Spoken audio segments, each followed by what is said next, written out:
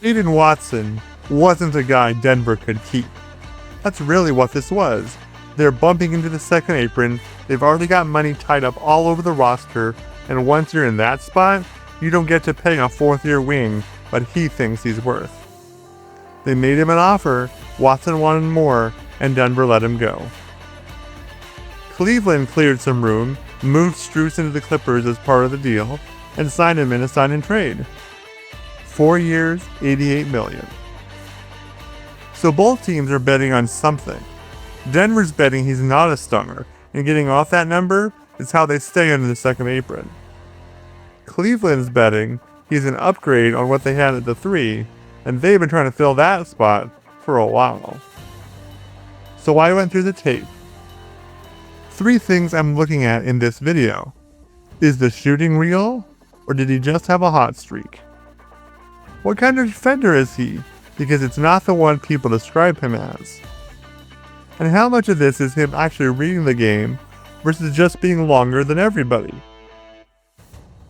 Let's start with the shot. Watson's shooting was interesting. The open ones he makes, and that already separates him from most guys who protect the rim like he does. A lot of those guys you leave open on purpose. He's past that, and for a wing, that's the bar you clear before anything else about you matters. What I wanted to know was whether it held up when it got harder. Contested, off movement, when the play breaks down, he's got to make something up. It mostly did. I've heard he was doing more than just spotting up, kind of getting to his own stuff on offense. And I saw more than I thought I was going to. There's more of an offensive game here than I expected. More of a bag. Cleveland can use that. Not as a guy who runs the offense, that's not him. But when Mitchell's doubled or the ball finds him late in the clock, he can go get a bucket. If you like this, one player broken down every Thursday. Subscribe, I appreciate it. Here's the thing I keep coming back to. This is the first year he's ever shot real volume from 3. Before this, he wasn't a good shooter. This year, 41%.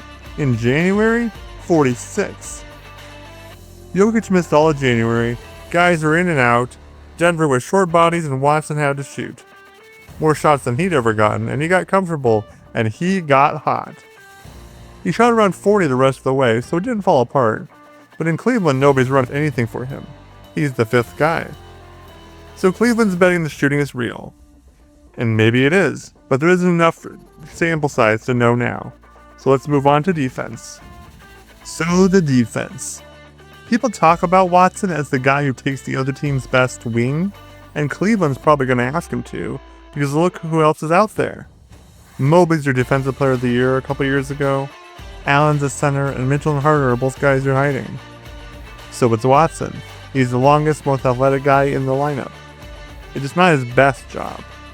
He's long enough that getting around his screen is a problem. He's a step late, and then he's overeager trying to make up for it. It's a little behind the play. That's where the fouls come from. He's not out of position because he's lazy. He's out of position and swinging at the shooter. Where he's actually good is in the paint. Timing at the rim. He blocks stuff, comes off the weak side and gets there. That's a real skill, and not the one people lead with.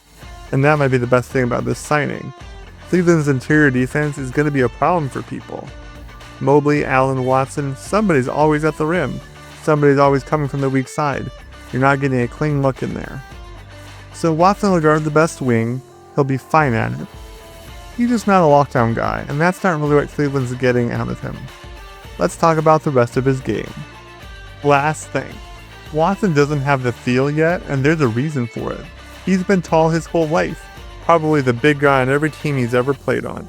So nobody let him handle the ball. He never got those reps. A guard's been making those reads since he was a kid. Watson's just starting. So you get this. He catches it, the first read isn't there, and there's no second one. Bad passes, bad outlets, a shot clock violation. That's not carelessness. That's just a guy who hasn't done it much. But when the read is simple, he makes it, and that's the floor you build on.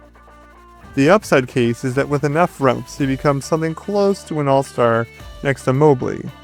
And I saw enough on this tape to think he could actually happen. He's young enough that he and Mobley line up as a core of a future team. But he doesn't have to get there for this whole thing to work.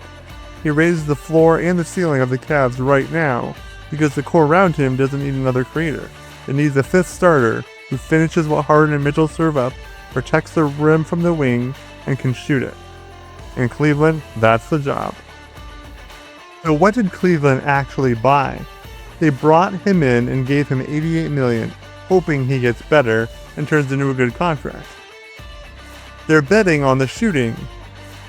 One good year for Watson, one great month. Not enough sample size to know for sure yet. In the meantime, they get a lot of rim protection from the wing, which is an upgrade on what they had there. That helps them all year and helps them in the playoffs, no matter how the shooting goes. Plus, there's more in there. He's 23, he's still figuring out how to play, and the version of him 3 and 4 years from now, next to Mobley, could be a lot better than this one. That's really it. It's not too complicated. Thanks for watching. One player every Thursday. I'll see you next week.